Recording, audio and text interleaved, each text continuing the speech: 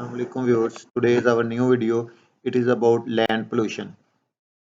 Land pollution क्या है? ज़मीन जिसके ऊपर हम रह रहे हैं, ज़मीन के ऊपर लैंड से मुराद वो एरिया है जहाँ पर लोग रहते हैं, अपने घर बनाते हैं और कारोबारी ज़िंदगी चलता है। लैंड पोल्यूशन की मेजर जो काजेज़ है वो क्या हैं?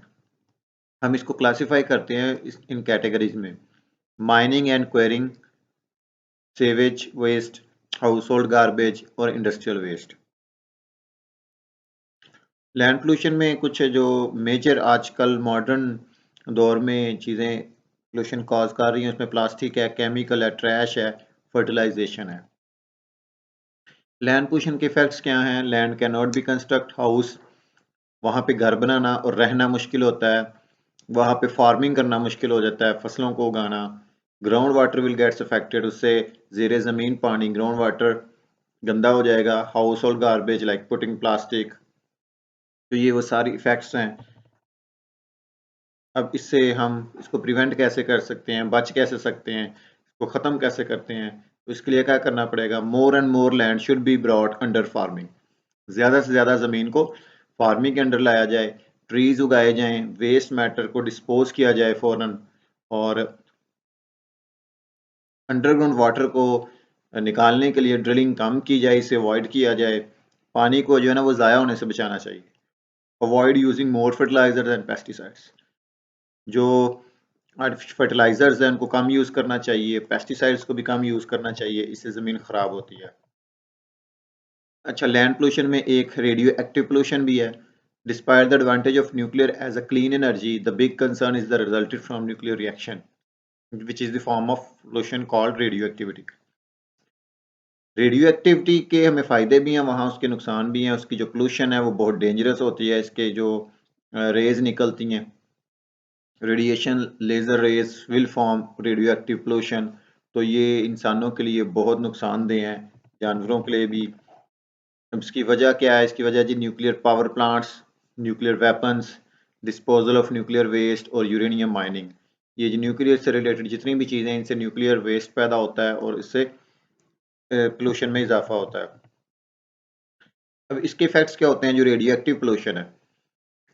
The diseases include blood in cough, ulcer, swelling of bone joints, cancer, lung cancer, skin cancer, bone cancer, eye problems. इसकी मेजर वजूहत में चूंकि ये बॉडी के अंदर रेज चली जाती हैं और हमारे डीएनए को अफेक्ट करेंगी, तो इससे कैंसर्स जो होने के खतरात ज़्यादा हैं।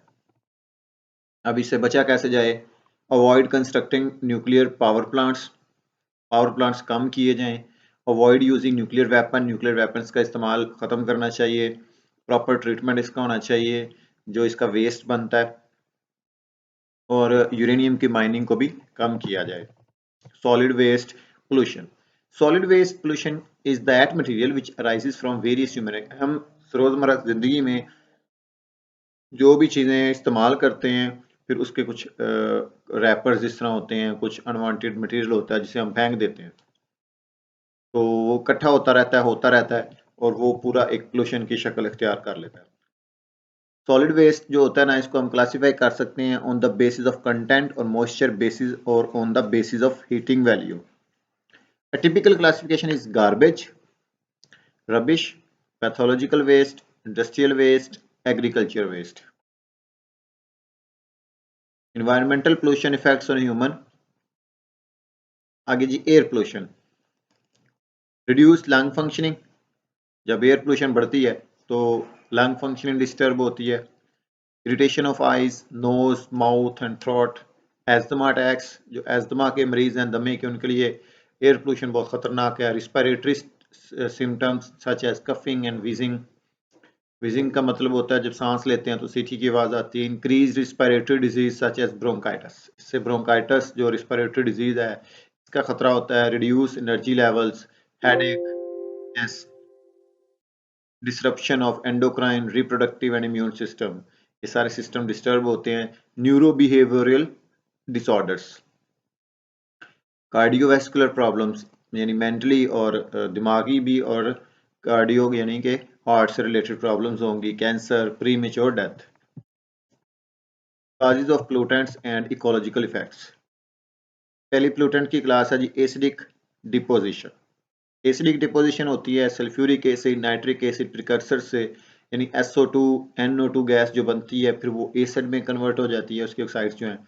और इसके इफेक्ट्स क्या होते हैं, ये जब बारिश में शामिल हो जाएं तो वो फिर प्लांट्स और दूसरे एक्वेटिक ऑर्गेनिजम्स को अफेक्ट करता है। लॉन्ग टर्म इफेक्ट्स भी होते हैं, अगर ज़्यादा देर तक एसिड रेन हो या एसिड डिपोजिशन हो तो progressive deterioration of soil quality, chronic acidification of surface water. दूसरा जी नाइट्रोजन डिपोजिशन, ये नाइट्रोजन के कंपाउंड है बिल्कुल वैसे ही है, इससे saturation of terrestrial ecosystem with nitrogen, progressive nitrogen enrichment of coastal estuaries. Hazardous air pollutants, कुछ खतरनाक एयर पोल्यूटेंट्स हैं, मरकरी, डाइऑक्सिन है।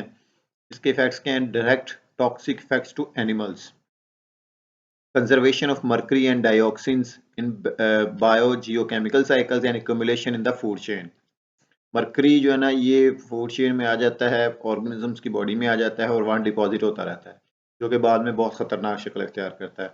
ओजोन है जी, tropospheric ozone precursors, nitrogen oxide और वोलाटाइल ऑर्गेनिक कंपाउंड्स हैं, ये इसके प्रिकर्सर्स हैं। आगे इसके इफेक्ट्स क्या हैं जी, direct toxic effects to plant leaves, और लॉन्ग टर्म इफेक्ट्स हैं जी, alteration of ecosystem wide patterns of energy flow and nutrient cycling. तो आज की वीडियो हम इसी को यहीं एंड अप करते हैं और इसको नेक्स्ट इसी टॉपिक को हम लेकर चलेंगे अगली वीडियो में इंशाल्लाह। तो तब तक के लिए अल्लाह हाफिज़। अगर आपको वीडियो पसंद आई है तो इसको लाइक ज़रूर करिएगा और चैनल को सब्सक्राइब करिएगा ताकि आने वाली वीडियोस भी आपको मिलती रहें।